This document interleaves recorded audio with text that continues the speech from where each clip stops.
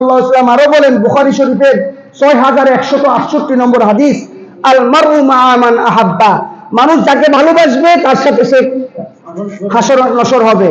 বলে না, যার সাথে যার মহব্বত তার সাথে তার কিয়ামত, তার সাথে তার কিয়ামত। ইবনে আব্বাসের একটা হাদিস বলে আমি আলোচনা শেষ করব। লাআনা রাসূলুল্লাহ সাল্লাল্লাহু আলাইহি ওয়াসাল্লাম আল মুতাশাব্বিহিনা মিনার রিজালি বিন নিসা ওয়াল মুতাশাব্বিহাতি মিনান নিসাই বির রিজাল। রাসূলুল্লাহ সাল্লাল্লাহু আলাইহি ওয়াসাল্লাম ওই সমস্ত পুরুষ এবং যুবকদেরকে লানত এবং অভিশাপ করেছেন যে সমস্ত পুরুষ মেয়েদের বেশভূষা ধারণ করে চলাফেরা করে, এবং ওই সমস্ত নারীদেরকে নবীজি লানত এবং অভিশাপ দিয়েছেন যে সমস্ত নারী পুরুষের বেশভূষা ধারণ করে চলাফেরা করে। নাউযুবিল্লাহ। বুখারী শরীফের 5885 নম্বর হাদিস। এজন্য আমাদেরকে চেষ্টা করতে হবে। এখন কিছু কিছু মানুষ আছে নিজের পোলা ঠিক নেই, আরেকজনের পোলার পিছনে আঙ্গুল দেয়। নিজের পোলা নামাজ পড়ে না, আরেকজনে পড়ে কি পড়ে না এটা চিন্তা করে।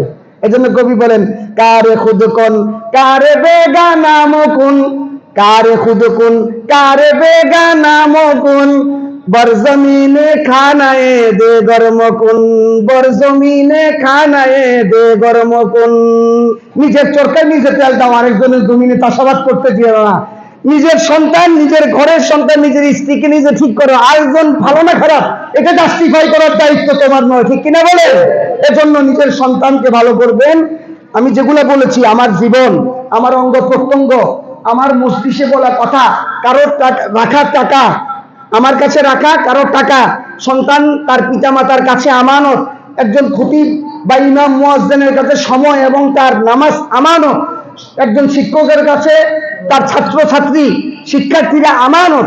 কোন ব্যক্তি যদি যথাযথভাবে আমানত রক্ষা করে তাহলে সে বান্দার হক আদায় করলো, আর যদি বান্দার হক আদায় করে সে সুসন্তান হলো।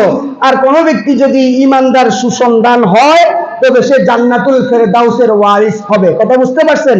তাহলে 3 জুমার ধারাবাহিক আলোচনায় আজকে আমি শেষ করছি। সেটা হচ্ছে জান্নাত